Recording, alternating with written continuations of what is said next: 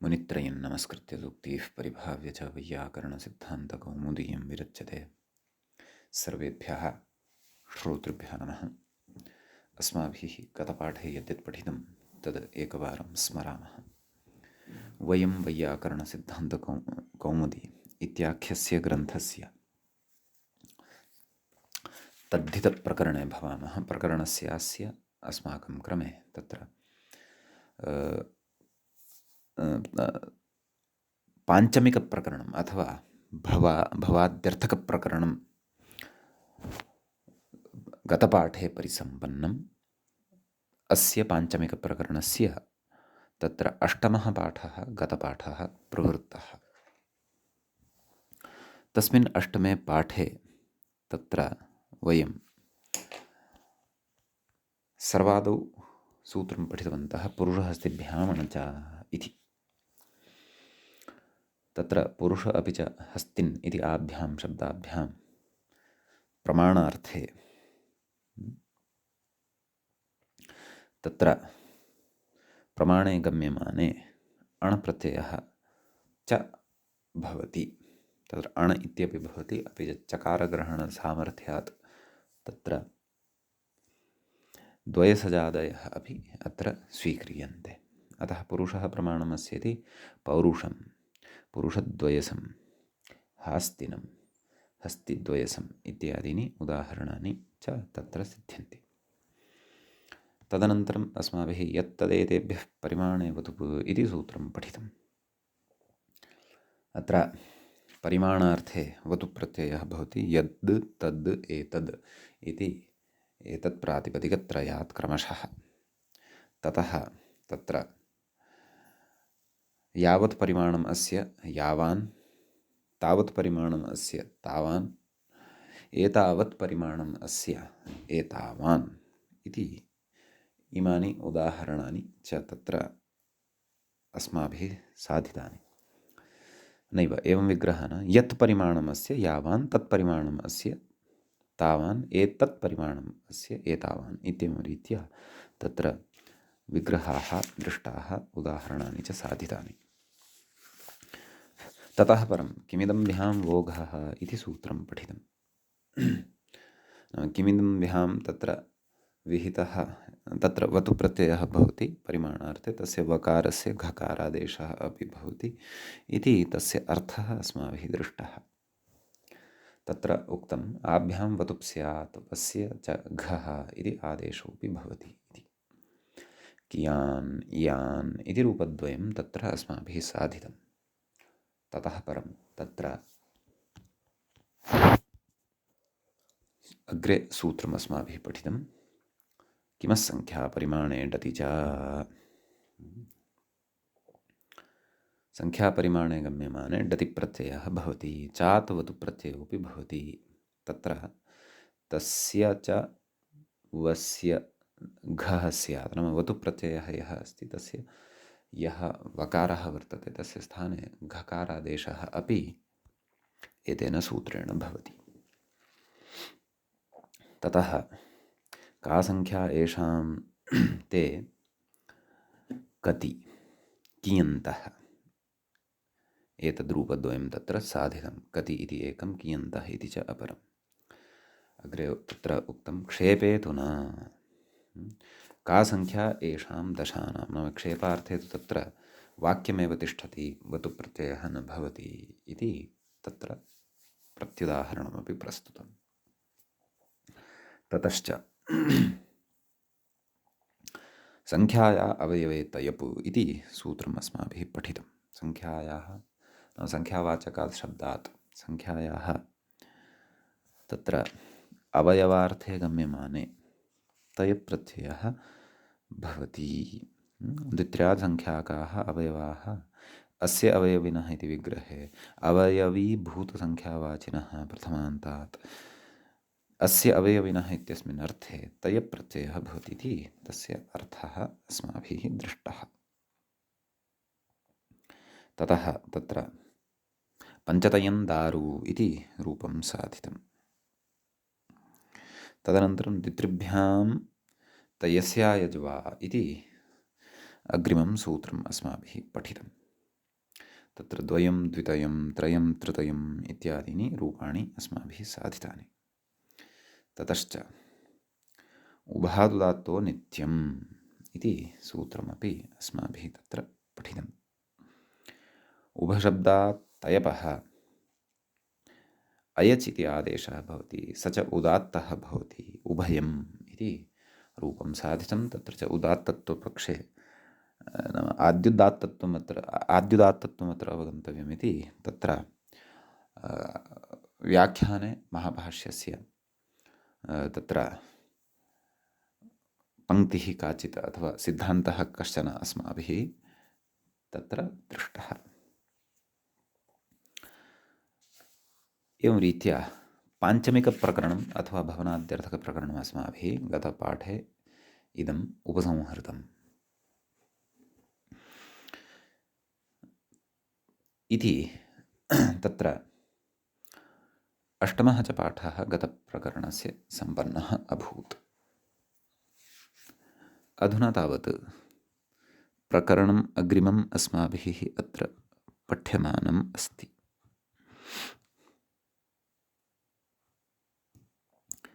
तत्र अग्रिमस्य प्रकरणस्य प्रथमस्य पाठस्य अधुना आरम्भः भवति। तत्र प्रकरणस्य नामकरणं कृतं। कथयति ग्रन्थकारः आरम्भे, अथ तद्धितेषु मत्वर्थीयप्रकरणम्। नाम मत्वर्थीयप्रकरणम् अधुना आरब्धं भवति। तत्र मतुपः अर्थः मतुबर्थः सम्यक्, परन्तु तत्र मतुप् इत्यस्य शब्दस्य एकदेशः अथवा पकाररहितः मतु शब्दः अत्र स्वीकृतः वर्तते। नाम प्रत्ययः वस्तुतः मतुप्, तस्य पकारस्यापि इति संज्ञा भवति, उकारः अपि न तिष्ठति, उकारस्यापि इति संज्ञा भवति, मत् इत्येव अवशिष्यते। अतः तत्र मत् अर्थीय मत्वर्थीय एवं रीत्या उक्तमस्ति। अतः मतोः अर्थः मत्वर्थः, मतोः नाम मतुपः इत्यर्थः। एवं किल? तर्हि मत्वर्थस्य इदं मत्वर्थीयम् अथवा मत्वर्थः यस्मिन् प्रकरणे वर्तते, मत्वर्थसम्बद्धं वा यत् प्रकरणं तद् मत्वर्थीयप्रकरणं भवति। मत्वर्थीयम् इदं प्रकरणं भवति इति भावः। छप्रत्ययः मत्वर्थशब्दात् तत्र गहादित्वात् वक्तुं शक्यः। मत्वर्थीय इति शब्दः सिद्धः भवति। कोऽयं मत्वर्थः अथवा मतुवर्थः कः इति चेत् तत्र एकं सूत्रं, तदस्यास्त्यस्मिन् इति मतुप् इति। तद् अस्य अस्ति अथवा तद् अस्मिन् अस्ति इति अर्थद्वये मतुप् इति प्रत्ययः भवति। यथा बुद्धिः अस्य अस्ति इति बुद्धिमान्, बुद्धिः अस्मिन् अस्ति इत्यपि बुद्धिमान्। तत्र मान् नाम मान् इति यः भागः श्रूयते सः मतुपः सकाशात् लब्धः वर्तते।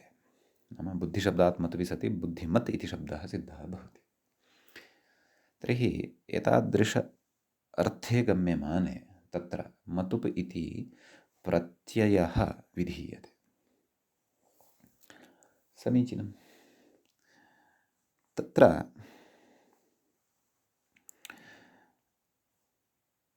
वस्तुतः तदस्यास्त्यस्मिन् इति मतुप् पञ्चमाध्यायस्य द्वितीयपादस्य 94तमं सूत्रं भवति। वयं तु इतोपि द्वितीयस्य पादस्य 44 सूत्रं गतसूत्रं पठितवन्तः। अधुना 45 सूत्रमग्रे पठनीयं वर्तते। तदस्यास्त्यस्मिन् इति मतुपयाम, नाम यत्र मतुपः अर्थः मतुप्रत्ययश्च यत्र उच्यते सः तु तत्तु 94तमं सूत्रं वर्तते। समीचीनं। 94तमं सूत्रं च तद् बहु अग्रे अस्ति। एवं खलु 35 सूत्राणि अग्रे अस्माभिः गन्तव्यानि, ततः परम् इदं सूत्रं लभ्यते। अस्मिन् प्रकरणे अपि तेषां सूत्राणां पठनानन्तरमेव इदं सूत्रं पठिष्यते। ततः प्राक्तनानि यानि सूत्राणि वर्तन्ते इतः आरभ्य तदस्मिन् इत्यादि यत् प्रथमं सूत्रं वर्तते, ततः आरभ्य मतुविधायकसूत्रात् पूर्वं ये प्रत्ययाः विधीयन्ते यैः सूत्रैः ते मतुवर्थे नान्तर्भवन्ति वस्तुतः। यतः मतुबः अर्थः तदस्यास्त्यस्मिन्, तद् अस्य अस्ति तद् अस्मिन् अस्ति इति अर्थः मतुपः भवति। परन्तु अत्र तु तद् अस्मिन् अधिकम् इति एतादृशाः अर्थाः अस्माभिः अग्रे पठिष्यन्ते। नाम किञ्चित् मतुवर्थेन साम्यं वर्तते, पूर्णतया साम्यं तु नास्ति। कश्चन अतिरिक्तः अर्थः वा अथवा अर्थभेदो वा तत्र अस्त्येव इति भावः। समीचीनं। तर्हि किमर्थम् एतेषां, नाम तदस्यास्त्यस्मिन् इति सूत्रात् पूर्वं विद्यमानानां सूत्राणाम् अस्मिन् प्रकरणे अन्तर्भावः कुतः इति चेत्, वस्तुतः अर्थे ईषत् साम्यं स्यात्, तद् अस्मिन् अधिकः इति कारणात् तेषु अर्थेषु किञ्चित् अर्थसाम्यं लक्षितवान् स्यात् ग्रन्थकारः। अतः मतुवर्थे एव एतानि सूत्राणि अपि सः पठति अथवा पठितवान्। परन्तु केचन विद्वांसस्तु तदस्यास्त्यस्मिन् इति मतुपि इत्यतः एव मतुप्रकरणस्य अथवा मत्वर्थीयप्रकरणस्य आरम्भं मन्वते। ततः प्राक्तनानि सूत्राणि तदस्मिन् अधिकमिति इत्यादि सूत्राणि अथवा इतः आरभ्य यानि सूत्राणि वर्तन्ते, तेषां सूत्राणाम् अन्तर्भावं केचन विद्वांसः तत्र पाञ्चमिकप्रकरणे एव कुर्वन्ति अथवा भवनाद्यर्थकप्रकरणे एव कुर्वन्ति। तथापि अस्माभिस्तु अस्य ग्रन्थकारस्य क्रमः आश्रयणीयः। यथा सः तत्र प्रकरणविभागं कृतवान् अस्ति, तद्वत् अस्माभिः अपि अत्र मत्वर्थीयप्रकरणस्य आरम्भं कुर्वद्भिः अग्रे अत्र सूत्राणि पठनीयानि वर्तन्ते। समीचीनं। तर्हि प्रकरणस्यास्य प्रथमम् इदानीं सूत्रम् उपक्रमरूपम् अस्माभिः पठ्यते। तत्र सूत्रं वर्तते तदस्मिन् अधिकमिति दशान्ताड्डः इति। सूत्रस्य पदच्छेदः अत्र आदौ द्रष्टव्यः। सूत्रे प्रथमं पदं भवति, तत् प्रथमान्तम् इदं पदं भवति, प्रथमाविभक्तेः एकवचनान्तम् इदं पदं भवति। अस्मिन् इत्यत्र इदम् इति शब्दः भवति, तस्य सप्तमी विभक्तेः एकवचनान्तं रूपं भवति अस्मिन्। तृतीयं पदं भवति सूत्रे अधिकम् इति प्रथमान्तं भवति। तत् अधिकं, तत् इत्यस्य तत् विशेषणम् अधिकं, नाम अधिकम् इत्यपि प्रथमान्तं भवति। तदनन्तरं चतुर्थं पदं वर्तते इति तु अव्ययं भवति, वयं जानीमः। तदनन्तरं दशान्तात् इति पञ्चमी विभक्तेः एकवचनान्तं रूपं भवति। अन्तिमं पदं सूत्रे भवति डः इति। डः इति प्रथमान्तं, प्रथमाविभक्तेः एकवचनान्तं रूपं भवति। तत्र दशान्तात् इत्यस्मिन् पदे समासः अस्ति, अतः विग्रहः ज्ञेयः।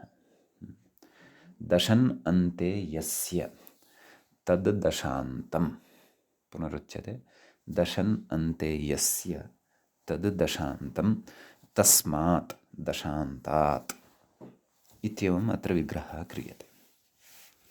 बहुव्रीहिः इति समासः च अत्र भवति। ततः तत्र तद्धिताः ज्ञाप्रातिपदिकात् प्रत्ययः परश्च अपि च समर्थानां प्रथमात्वा इत्येते अधिकाराः अत्र लभ्यन्ते। सम्यक्। ततः तत्र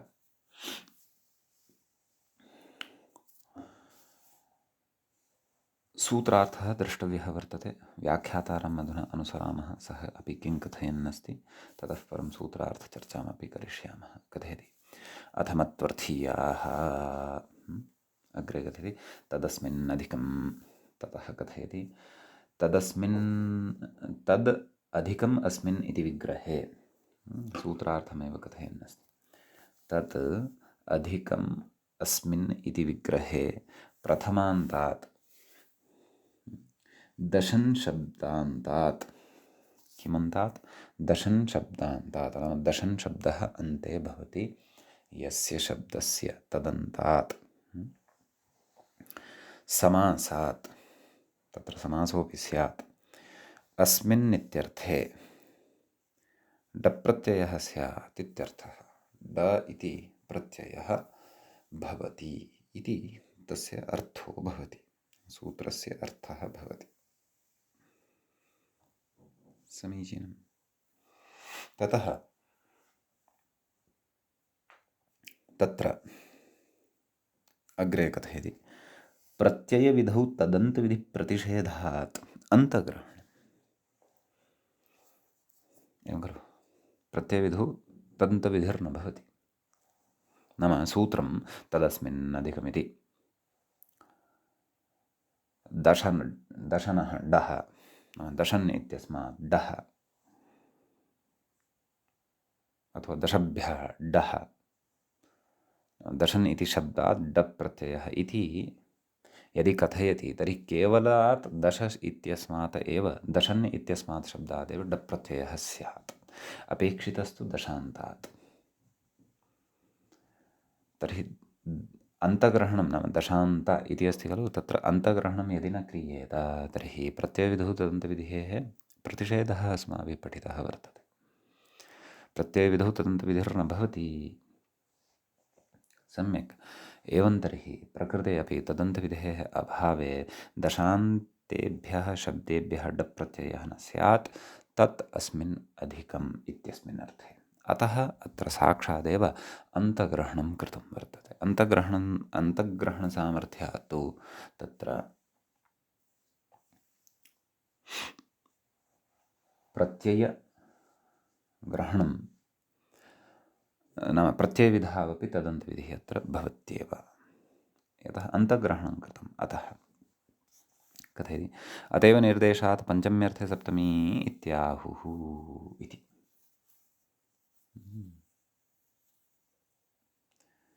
अतः एव निर्देशात् तत्र पञ्चम्यर्थे सप्तमी भवति, नैव, पञ्चम्यर्थे सप्तमी इत्याहुः नाम अस्मादेव निर्देशात्।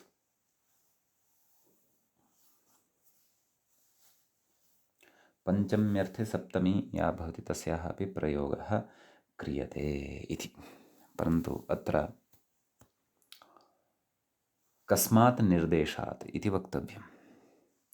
वस्तुतः सप्तमी अस्मिन् पदे वर्तते, तत्तु पदम् अस्मिन् इति वर्तते। तत् अस्मिन् अधिकम्। तर्हि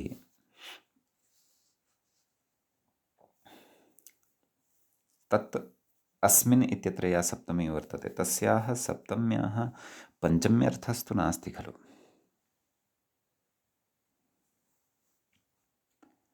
वा न वा? यस्मात् प्रत्ययः अपेक्षितः सः तु तद् इति शब्दः वर्तते, स च प्रथमान्तः। तस्मात् प्रथमान्तात् प्रत्ययः भविष्यति। तत्तु समर्थानां प्रथमाद्वा इत्यनेन नियमनं कृतमेव वर्तते।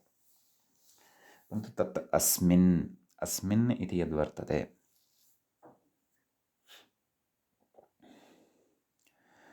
तत्र तु पञ्चम्यर्थे सप्तमी इति कथनस्य अपेक्षा का? अपि च तत्र निर्देशः कः? अत एव निर्देशात् पञ्चम्यर्थे सप्तमी भवति इति कथयति।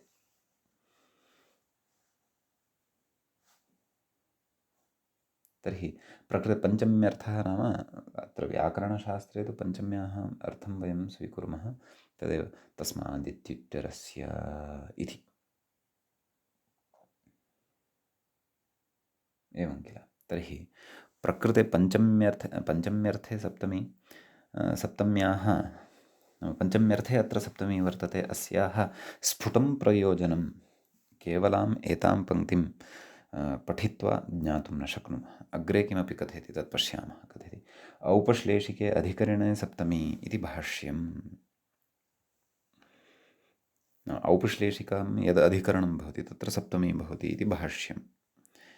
तच्च अस्माभिः आधारोऽधिकरणम् इत्यत्रापि पठितं विस्तरेण। एवं खलु। अग्रे सामीपिकम् अधिकरणम् इति कैयटः तत्र कथयति सामीपिकं यद्भवति तद् अधिकरणम् इत्युच्यते। एवं खलु। नाम परन्तु तत्र अत एव निर्देशात् इति यदुक्तं तत्र तदस्मिन् इति यदि पञ्चम्यर्थः तत्र स्यात् तर्हि किं स्यात् तदस्मात् अधिकम्। एवम् एवम् एवम् एवम् एवं सत्यं सत्यं। वस्तुतः अधिकशब्दयोगे सप्तमी भवति। अधिकशब्दयोगे पञ्चमी भवति। एवं खलु। तत्र यस्मादधिकं यस्य चेश्वरवचनं तत्र सप्तमी। एवं खलु। तत्र यस्मादधिकमिति अधिकशब्दयोगे पञ्चमी निर्वाह्यते, पञ्चमी भवति इत्युच्यते। परन्तु तत्रैव सप्तम्याः अपि आश्रयणं दृश्यते खलु कारकेषु। अधिकशब्दयोगे यत्र पञ्चमी उच्यते तत्र इति स्मरामि अहं। नाम तत्र अधिकशब्दयोगे सप्तमी अपि भवति इत्यत्र इदमपि ज्ञापकं भवति। तदस्मिन् अधिकमिति दशान्त अड्डः सम्यक्। अपि च यस्मादधिकं यस्य चेश्वरवचनं तत्र अधिकशब्दयोगे पञ्चमी दृश्यते। अतः पञ्चमी अपि भवति सप्तमी अपि भवति इति अयं विषयः तत्र कारकप्रकरणे सप्तमी पञ्चम्यौ कारकमध्ये इत्यत्र उक्तः वर्तते। तत्र असौ विषयः ध्वनितः। एवं किल। परन्तु अत्र अस्य वचनस्य अभिप्रायः व्याख्यातुः कः स्यात् इति तु चिन्तनीयम् अस्ति। किम् अत एव निर्देशात् पञ्चम्यर्थे सप्तमी इत्याहुः इति। सत्यं सत्यं स एव विषयः प्रायः अत्र विवक्षितः। नाम अधिकशब्दयोगे वस्तुतः पञ्चम्या भाव्यं यस्मादधिकं यस्य चेश्वरवचनं। परन्तु तस्मिन् पञ्चम्यर्थे सप्तमी अपि भवति तदस्मिन् अधिकम् इति दशान्ताड्डः इति तत्र अधिकशब्दयोगे सप्तमी दृश्यते इति कृत्वा तर्हि पञ्चम्यर्थे पञ्चमी तु अस्ति एव यस्मादधिकं यस्य चेश्वरवचनं, परन्तु सप्तमी अपि वर्तते। परन्तु पञ्चम्याः अर्थः नाम तर्हि अर्थः कः ग्राह्यः। अत्र अपादानत्वं तु न सङ्गच्छेत। अतः तदेव अत्र अभिप्रायः अयमेव व्याख्यातुः। नाम अधिकशब्दयोगे पञ्चमी अपि भवति सप्तमी अपि भवति, सप्तमी अपि भवति, तत्र अयमेव निर्देशः भवति इति भावः। एवं किल। तत्र औपश्लेषिके अधिकरणे सप्तमी इति भाष्यं तत्र भाष्ये उच्यते। तर्हि अधिकरणत्वं यदि स्यात् अस्य नाम इदं शब्दवाच्यः यः वर्तते तस्य औपश्लेषिकं यदि वर्तते तर्हि तत्र सप्तमी एव भवति। सामीपिकम् अधिकरणम् इति कैयटः। अधिकरणं च यद्भवति तत् सामीपिकं भवति इति उच्यते। नाम प्रकृते अधिकरणे सप्तमी सामीपिकत्वादपि भवितुम् अर्हति इति व्याख्यातुः कथनस्य अभिप्रायः स्यात् इति अहं चिन्तयामि। अस्मिन् विषये तत्त्वबोधिनी व्याख्याने तथा विचारः कृतः न मया अवलोक्यते। तत्र इतोपि विस्तरेण अस्मिन् विषये ज्ञातुं कदाचित् शेखरग्रन्थः भाष्यग्रन्थो वा द्रष्टव्यः स्यात्। कारकप्रकरणे सप्तमी पञ्चम्यौ कारकमध्ये इत्यत्र कारकप्रकरणे यावान् विचारः अस्माभिः कृतः तदनुगुणम् अत्र यावान् सम्बन्धः उपस्थापयितुं शक्यते, प्रतिपादयितुं शक्यते, तत् यथामति यथा बुद्धिमया अत्र उक्तं। विशेषस्तु उद्ग्रन्थे एव द्रष्टव्यः भवतु, प्रकृतमनुसरामः। यद्यपि मूले नायं विषयः। अस्तु, ततः अग्रे कथयति, उदाहरति। व्याख्याता कथयति 11 मासाः अधिकाः अस्मिन् इति।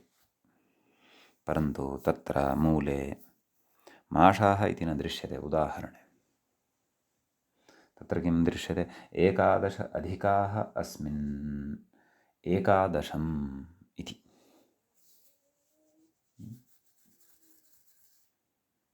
एवं खलु? नाम 11 सङ्ख्याकाः अधिकाः वर्तन्ते अस्मिन् तत्र कस्मिन्? अस्मिन् शते अथवा अस्मिन् सहस्रे। तदिदं सहस्रम् 11 वर्तते। तदिदं शतम् 11 वर्तते अथवा तदिदं सहस्रम् 11 वर्तते इति भावः। समीचीनं। तत्र अस्मिन् इति तस्य अर्थं कथयति, अस्मात् इति। अधिकाः अस्मात् नाम तत्र पञ्चम्यर्थे सप्तमी प्रयुक्ता वर्तते इति भावः। तच्च पूर्वम् उक्तमेव। अतः उदाहरणस्य इतोपि स्पष्टीकरणं कुर्वन् कथयन् अस्ति, अस्मात् अधिकाः इति भावः। तर्हि अस्मात् इति कथयामः तर्हि अस्मात् कस्मात्? शतात् अथवा सहस्रात् इति वा तत्र अध्याहृत्य द्रष्टव्यम्। शतात् सहस्रात् अथवा शते सहस्रे इत्येव अर्थः तत्र अस्मिन् इत्यस्य स्वीकर्तव्यः इति कुतः इति अग्रिमवार्तिकस्य पठनेन ज्ञातं भविष्यति। सम्यक्। रूपं तु साधनीयं वर्तते 11। तत्र 11 इति या संख्या वर्तते अथवा यः शब्दः वर्तते सः दशान्तः वर्तते। एवं खलु? दशन् इत्यत्र इति 11 इत्यस्य अन्ते वर्तते, अतः दशान्तत्वम् 11 इति संख्याशब्दस्य वर्तते। तस्मात् डप् प्रत्ययः भवति। डप् प्रत्ययस्य अ अवशिष्यते। 11 अ इत्यवस्थायां टेः इत्यनेन टेर्लोपः भवति। 11 इत्यत्र अन् इति यः टिभागः तस्य लोपः भवति। 11 सु अं पूर्वरूपम् 11 इति रूपं वयं तत्र प्राप्नुमः इति च रूपं तत्र सिद्धं भवति। समीचीनम्।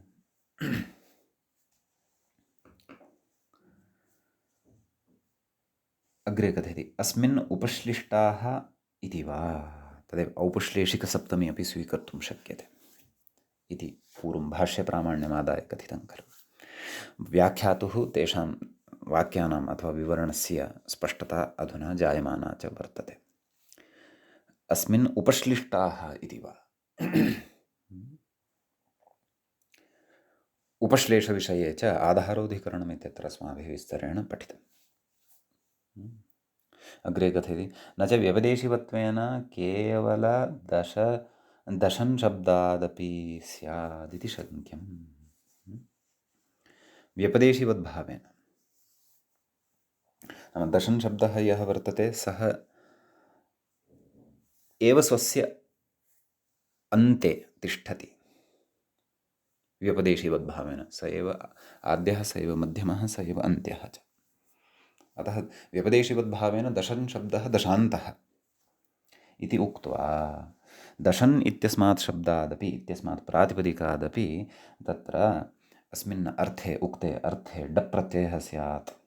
दशम् इति रूपं तेन सिद्ध्येत् तदस्मिन्नधिकम् इत्यस्मिन् अर्थे इति न शङ्क्यं। कुतः कथयति व्यपदेशीवद्भावः अप्रातिपदिकेन इत्युक्तेः इति।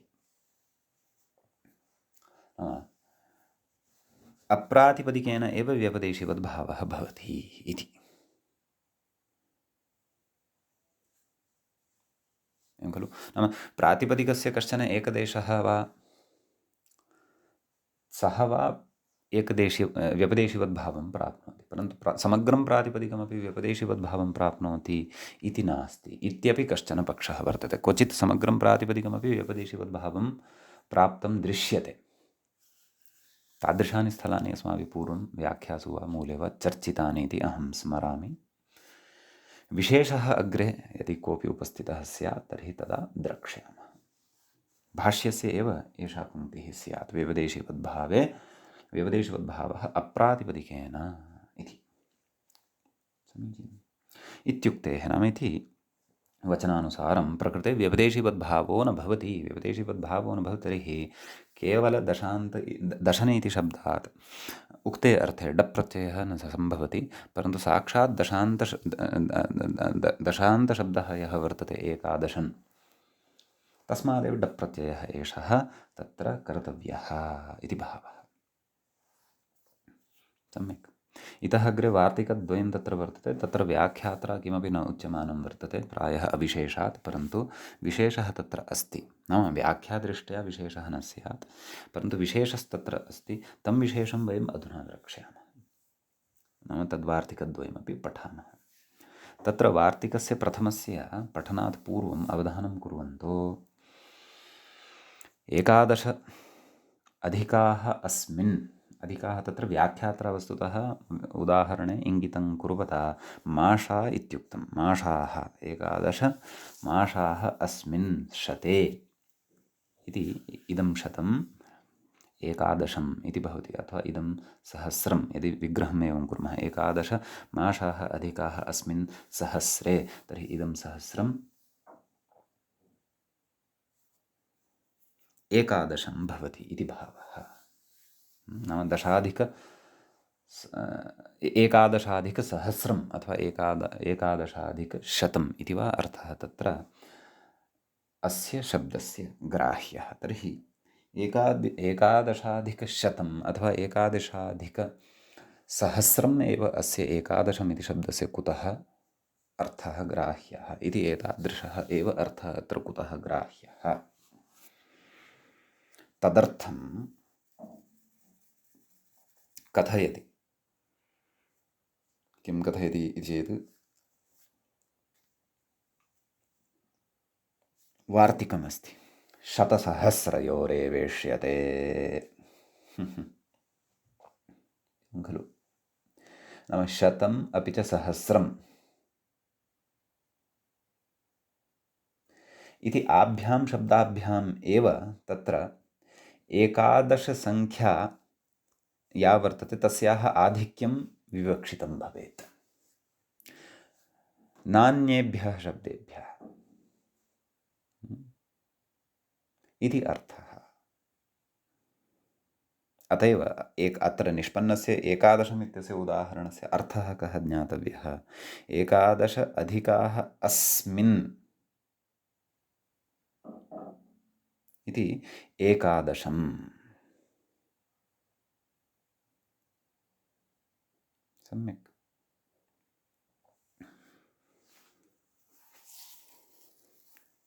तत्किं शतं, तत्किं सहस्रं, तावदेव। अन्या काचित् संख्या भवितुं न अर्हति। 11 अधिकाः अस्मिन् 11 लक्षम् इति न भवितुम् अर्हति। अथवा अग्रे प्रत्युदाहरणं कथयन्नेव अस्ति व्याख्याता ग्रन्थकारः। पश्यन्तु, नेह किम् 11 अधिकाः अस्यां 20 अत्र न सम्भवति। वार्तिककृता तत्र नियमनं कृतम् इति एतदर्थम्। यत् शतार्थे नाम 100 अपेक्षया 11 एकादशाधिक्यं नाम शते एकादशाधिक्यं सहस्रे च एकादशाधिक्यं यदि विवक्षितं तर्हि तादृशं शतं तादृशं सहस्रमेव अत्र एकादशं भवति। एकादशन् इत्यस्मात् डप् प्रत्ययान्तं रूपम्। तद्भिन्नं यत्किमपि न, 20 वा लक्षं वा 30 वा 40 वा 90 वा 80 वा यत्किमपि तन्न भवति। शतं सहस्रम् एव अत्र एकादशम् इति भवति। अतः विशिष्टः एषः प्रयोगः, विशिष्टश्च अस्य अर्थः वर्तते इति अस्माभिः बुद्धौ स्थापनीयम्। समीचीनम्। अग्रे पुनः अत्र वार्तिकं कथयति, प्रकृतिप्रत्ययार्थयोः समानजातीयत्वम् एव इष्यते इति। इदानीं ज्ञास्यते यद् व्याख्यात्रा उदाहरणकथनवेलायाम् एकादशमासाः अधिकम् अस्मिन् इत्यत्र मासाः इति, एकादशमासाः अधिकाः अस्मिन् इत्यत्र मासाः इति कुतः तत्र उदाहरणे दर्श्यते। यद्यपि तस्य पुरतः कदाचित् मूलपुस्तकस्य पाठः अपि स्यात्, एवं न स्यात् इति न वदामः, परन्तु अस्माकं पुरतः विद्यमानस्य पाठस्य पाठे तत्र 11 अधिकाः, 11 मासाः अधिकाः इति न दृश्यते, 11 अधिकाः इत्येव तत्र दृश्यमानं वर्तते। समीचीनं। ततः तत्र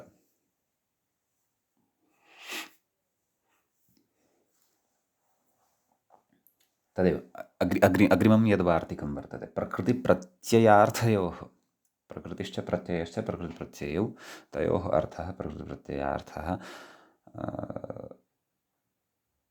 तयोः अर्थौ प्रकृतिप्रत्ययार्थौ, तयोः प्रकृतिप्रत्ययार्थयोः, प्रकृतिप्रत्ययार्थयोः समानजातीयत्वम् एव इष्यते इति। एवं किल, समानजातीयत्वमेव इष्यते। यथा वर्तते एव खलु, 11 मासाः अधिकाः अस्मिन् इति 11, तर्हि प्रत्युदाहरणेन पश्यन्तु, 11 मासाः अधिकाः अस्मिन् सुवर्णशते इति। एवं खलु, प्रकृते प्रकृतिः या वर्तते, प्रत्ययार्थश्च यः वर्तते, पूर्वं मया कथं विग्रहः कृतः, प्रकृतिप्रत्ययार्थयोः, तत्र एवं विग्रहः कर्तव्यः। वस्तुतः मया विग्रहः सम्यक् न कृतः, पुनः वदामि, प्रकृतिश्च प्रत्ययार्थश्च, ततः अपि पूर्वं प्रत्ययस्य अर्थः प्रत्ययार्थः, प्रकृतिश्च प्रत्ययार्थः च, एवं किल। नाम प्रकृतिः अपि च प्रत्ययः यः वर्तते, प्रत्ययार्थश्च यः वर्तते, तयोः सजातीयत्वं स्यात्। नाम 11 इति प्रकृतिः खलु, प्रत्ययः कः, डप् प्रत्ययः, सः कस्मिन् अर्थे विहितः, तदस्मिन् अधिकम् इत्यस्मिन् अर्थे, नाम अधिकाः 11 अधिकाः मासाः अस्मिन्, एवं खलु। तर्हि 11 इत्यनेन कः अर्थः बोध्यते, नाम शताधिक 11, शताधिकं शतम् अथवा सहस्राधिकं शतम्, एवं खलु। नाम माससमुदायः एव तत्र विवक्ष्यते, अथवा तत्र सत्यं सहस्रपक्षेपि माससमुदायः एव तत्र विवक्ष्यते। प्रकृते तु पश्यन्तु, प्रत्युदाहरणं पश्यन्तु, 11 मासाः अधिकाः अस्मिन् सुवर्णशते, एवं खलु। तत्र शतं यद् वर्तते तत् कस्य शतं वर्तते, सुवर्णस्य शतं वर्तते, न तु मासाणां शतं वर्तते। प्राक्तन नाम यद् उदाहरणम् अस्माभिः दृष्टं तत्र तु शतम् अपि मासाः एव वर्तन्ते, येषाञ्च आधिक्यं वर्तते तेऽपि मासाः एव वर्तन्ते। अत्र वैपरीत्यम् अस्ति, 11 मासाः अधिकाः अस्मिन् सुवर्णशते, तत्र 100 सुवर्णाः वर्तन्ते, अतः सुवर्णानि 100 सुवर्णानि वर्तन्ते, तेषु 11 मासाः अधिकाः वर्तन्ते। अतः प्रकृतिप्रत्ययार्थयोः भेदः वर्तते। प्रकृत्यर्थः प्रत्ययार्थश्च अत्र भिद्यते इत्यर्थः। प्रकृतिः 11 तत्र डप् प्रत्ययः यः वर्तते तस्य अर्थः वर्तते सुवर्णशतं, नाम सुवर्णानां 100 तस्य अर्थः वर्तते। अतः भेदः वर्तते। सरलतया एतद् एवमपि अवगन्तुं शक्यते यत् गत उदाहरणे 11 अधिकाः अस्मिन् इति 11, नाम 11 अधिकाः के मासाः अस्मिन् कस्मिन् मासशते अथवा माससहस्रे, नाम 100 बीजानि तत्र मासस्य वर्तन्ते, तत्र 11 अधिकाः वर्तन्ते। 100 बीजानि अथवा 1000 बीजानि मासाणां वर्तन्ते, तत्र 11 अधिकं वर्तते। अत्र तथा नास्ति। अत्र तु सुवर्णानां 100 वर्तते, 100 सुवर्णानि वर्तन्ते, तत्र 11 मासानाम् आधिक्यं वर्तते। अथवा 1000 सुवर्णानि वर्तन्ते, तत्र 11 मासानाम् आधिक्यं वर्तते। मासानां 11 संख्यायाः तत्र आधिक्यं वर्तते। अतः अयं तत्र भेदः वर्तते। नाम प्रकृतिप्रत्ययार्थयोः समानजातीयत्वं नास्ति। अत्र 11 मासाः अधिकाः अस्मिन् सुवर्णशते। प्रकृतिप्रत्ययार्थयोः समानजातीयत्वम् अत्रैव वर्तते। 11 अधिकाः अस्मिन् इति 11 इत्यत्र एव वर्तते। अतः तदस्मिन्नधिकमिति दशान्ताड्डः इत्यस्य वार्तिकस्य यदि प्रयोगः अस्माभिः कर्तव्यः तर्हि क्षन्तव्यः इत्यस्य सूत्रस्य उदाहरणं यदि अस्माभिः उदाहरणीयं तर्हि इदं वार्तिकद्वयम् अवश्यमेव अस्माभिः तत्र पुरस्कृत्य प्रवर्तनीयम्। समीचीनम् इति एतावान् विशेषः अस्मिन् सूत्रे एतद्वार्तिकद्वये च वर्तते। समीचीनं। ततः अधुना अग्रिमं सूत्रम् अत्र अस्माभिः वर्तते पठनीयम्। अग्रिमं सूत्रं भवति शदन्तविंशतेश्च इति। तत्र अस्य सूत्रस्य पदविभागः आदौ द्रष्टव्यः। तत्र शदन्तविंशतेः इति एकं पदं भवति, च इति अपरं पदं भवति। शदन्तविंशतेः इति तत्र पञ्चम्यन्तं, पञ्चमी विभक्तेः एकवचनान्तं भवति। तस्य विग्रहः ज्ञेयः। शत् अन्ते यस्य सः शदन्तः अथवा तत्शदन्तं, शब्दस्वरूपं किमपि। शदन्तश्च विंशतिश्च, एवं खलु। शदन्तविंशति समाहारः। समाहारे सत्यपि अत्र पुंस्त्वं वर्तते सौत्रत्वात् शदन्तविंशतेः। अन्यथा समाहारे नपुंसकत्वं भवति, एकवचनत्वमेव च भवति। अतः शदन्तविंशतिनः इति वक्तव्यं स्यात्, परन्तु सौत्रत्वात् तत्र पुंस्त्वम् अवगन्तव्यम् इति भावः। समीचीनम्। प्रकृतसूत्रं प्रति किं किम् अनुवर्तते तद्द्रष्टव्यम्। अत्र तदस्मिन्नधिकमिति दशान्ताड्डः इत्यस्मात् सूत्रात् तदस्मिन्नधिकं डः इति अनुवर्तते। तद् अस्मिन् अधिकं डः इति पदचतुष्टयमिदम् अनुवर्तते।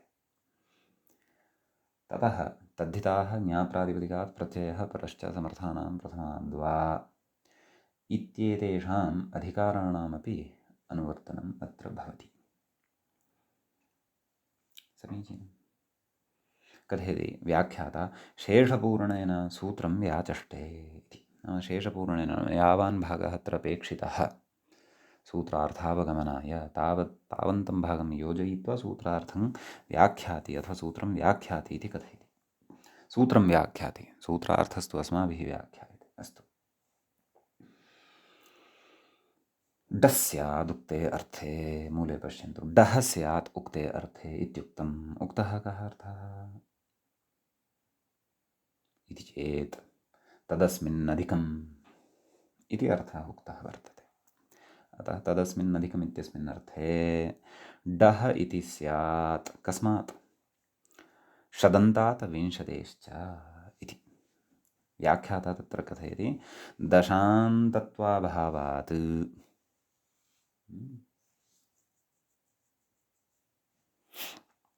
पूर्वेण अप्राप्तिः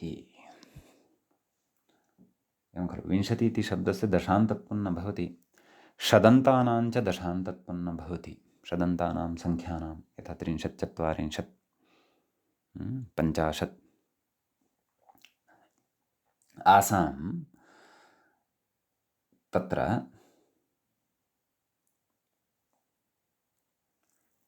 दशान्तत्वं न भवति दशान्तत्वं न भवति इति कृत्वैव गतसूत्रेण अप्राप्तिः तेन सूत्रेण प्राप्तिरत्र न भवति सम्यक् अतः तत्र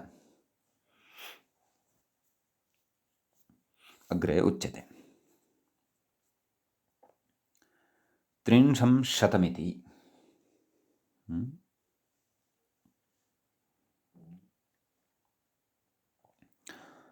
उदाह्रियते मूले पश्यन्तु 30 अधिकाः अस्मिन् 300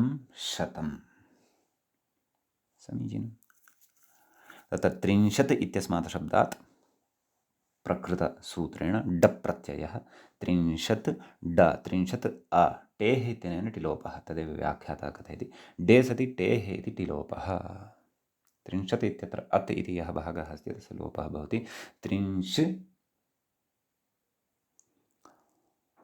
अ 30 सु अं पूर्वरूपं च कृत्वा 300 इति रूपं लभामहे 30 अधिकाः अस्मिन् 300 समीचीनम् ततश्च 20 तत्रापि विग्रहः व्याख्यात्रा दर्श्यते 20 अस्मिन् अधिका इति विग्रहः अत्र 20 ड 20 अ ड इत्यस्य अ अवशिष्यते किल ततः पूर्वं सूत्रं पठितमस्ति अस्माभिः तिविंशतेर्डितिः इत्यनेन सूत्रेण तिशब्दस्य लोपः भवति 20 अ यस्य चैत्यनेन षकारोत्तरवर्धनः अकारस्य अविलोपः भवति 20 सु अं पूर्वरूपं च भवति 20 इति रूपं सिद्धं तत्र भवति सम्यक् अर्थस्तु प्राक्तनः एव परन्तु प्राक्तनेन प्राप्तिः न जायमाना आसीत् अतः अत्रापि डप् प्रत्ययविधानार्थम् इदं सूत्रम् इति अवगन्तव्यं समीचीनम् अग्रे कथयति अन्तग्रहणाद् 31 इति सिद्धम्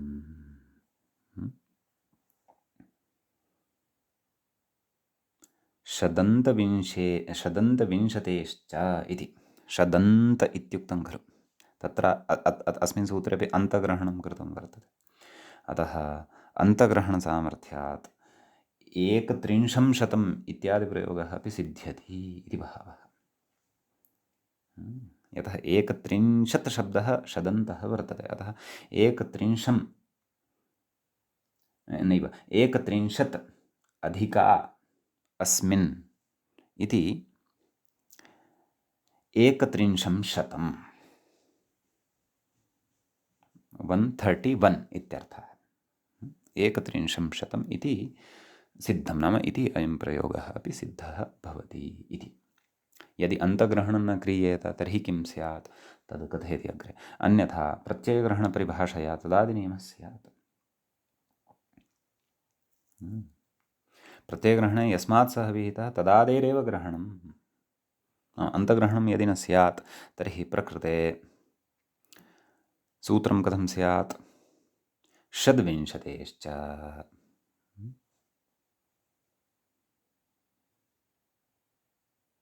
एवं खलु नाम षड् इत्यस्य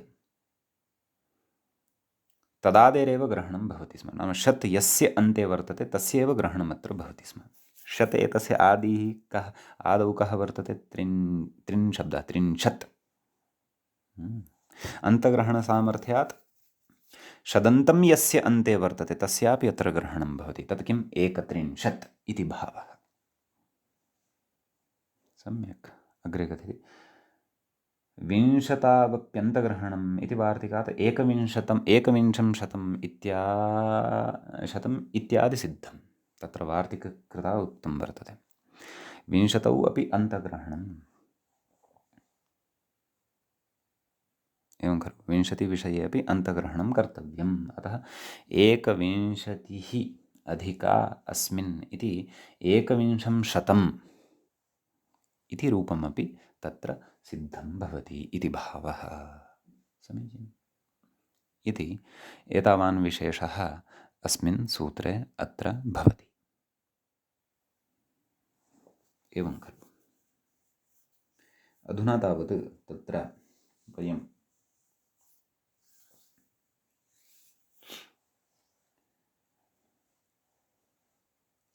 अग्रिमं सूत्रं पठामः। अत्र प्रकरणे अग्रिमं सूत्रं भवति एवम्। संख्याया गुणस्य निमाने मयट् इति। अत्र विद्यमानानां पदानां परिचयः आदौ द्रष्टव्यः। तत्र संख्यायाः इति संख्या इति शब्दस्य पञ्चमी विभक्तेः एकवचनान्तं रूपं भवति। गुणस्य इति षष्ठ्यन्तं भवति, षष्ठीविभक्तेः एकवचनान्तं भवति। निमाने इति सप्तम्यन्तं भवति, सप्तमी विभक्तेः एकवचनान्तं भवति। मयट्, मयट् इति प्रथमान्तं भवति, प्रथमाविभक्तेः एकवचनान्तं भवति। सम्यक्। प्रकृते तद्धिताः ज्ञाप्रातिपदिकात् प्रत्ययः परश्च समर्थानां प्रथमाद्वा इत्येतेषां सूत्राणाम् अनुवर्तनं भवति।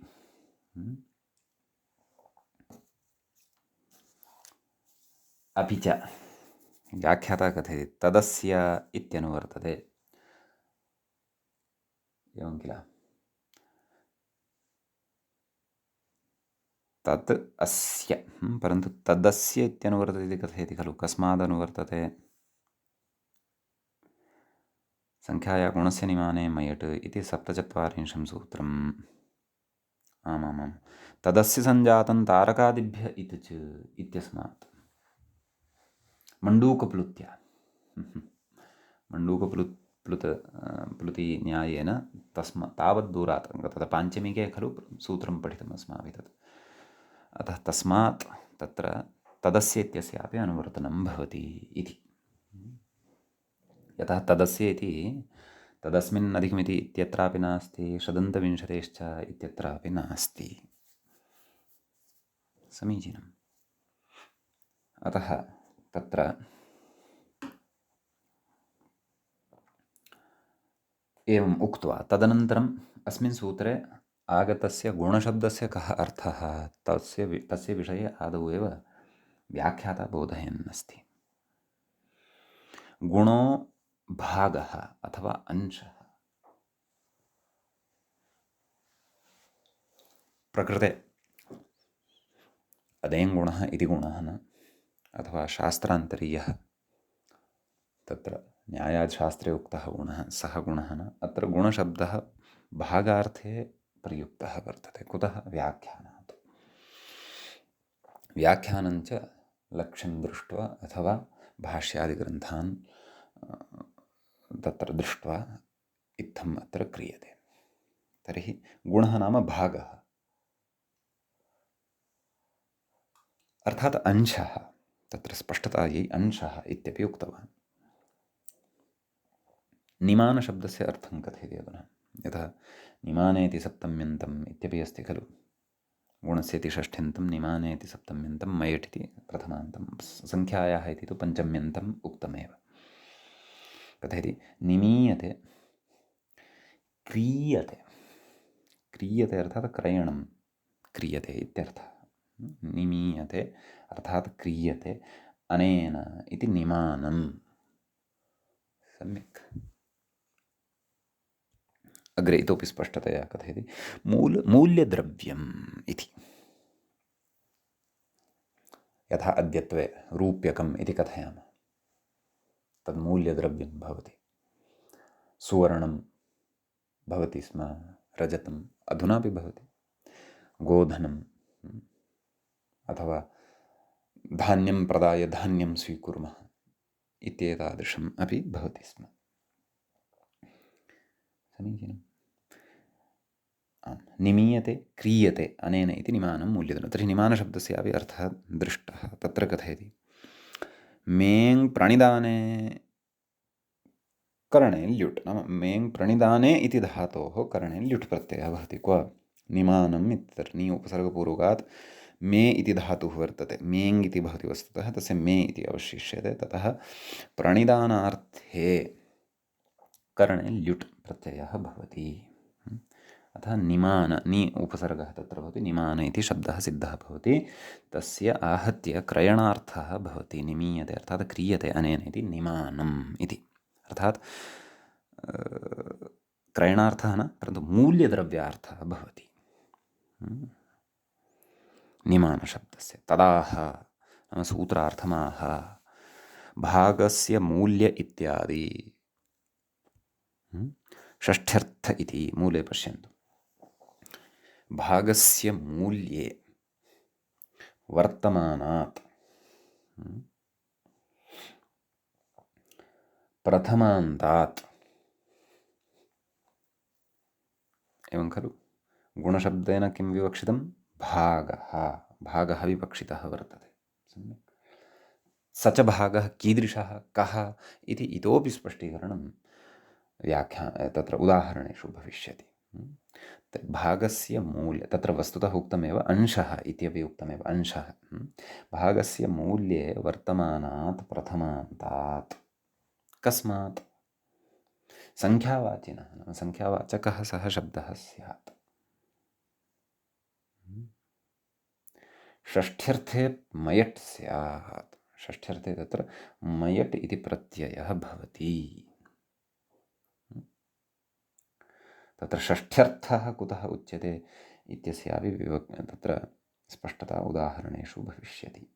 कस्मिंश्च अर्थे अत्र षष्ठी कुतः च प्रयुज्यमाना वर्तते तत्सर्वम् अग्रे उदाहरणेषु व्याख्यायाञ्च वक्ष्यते। समीचीनम्। सूत्रार्थः सामान्येन दृष्टः। अग्रे कथयति अस्य इत्यर्थे इत्यर्थः। षष्ठ्यर्थः नाम कः? अस्य इत्यस्मिन् अर्थे।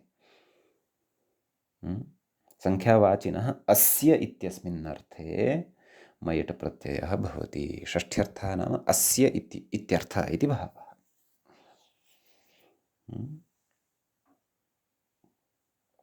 तदपि उदाहरणेषु इतोपि स्पष्टं भविष्यति। तत्र उदाहरणम् अस्माभिः साधनीयम् अस्ति द्विमयम् इति। मयट् प्रत्ययः खलु अत्र क्रियमाणः वर्तते, अतः द्विमयम् इति उदाहरणम् अस्माभिः साधनीयं वर्तते। तस्य द्विमयम् इत्यस्य उदाहरणस्य विग्रहः कथं कृतः वर्तते मूले, तत्र व्याख्याता कथयति यवानां द्वौ भागौ निमानम् अस्य उदश्विद्भागस्य इति विग्रहवाक्यम्। एतदेव मूले इत्थम् उक्तं वर्तते, द्वौ भागौ निमानम् अस्य उदश्विद्भागस्य इति द्वियमम् इति न उक्तं वर्तते। तद् अहं स्पष्टतायै कथयामि। इति द्वियमं क्षन्तव्यः, द्विमयम् उदश्विद्यवान, द्वियवम् उदश्वित् यवान। सम्यक्। तत्र अस्य विग्रहस्य पुनः पठनपूर्वकं, पुनः समन्वयनपूर्वकं वयम् उदाहरणे चर्चा, उदाहरणे सूत्रार्थस्य च सङ्गतिविषयम् अग्रिमे पाठे द्रक्ष्यामः। अधुना तावत् अत्रैव अयं पाठः उपसंह्रियते। मुनित्रयं नमस्कृत्य लुप्तिः परिभाव्य च वैयाकरणसिद्धान्तकौमुदीयं विरच्यते। एवञ्च तत्र तद्धितेषु मत्वर्थीयप्रकरणस्यास्य अस्माकं क्रमे अयं प्रथमः पाठः सम्पन्नतां गतः। नमः सर्वेभ्यः श्रोतृभ्यः।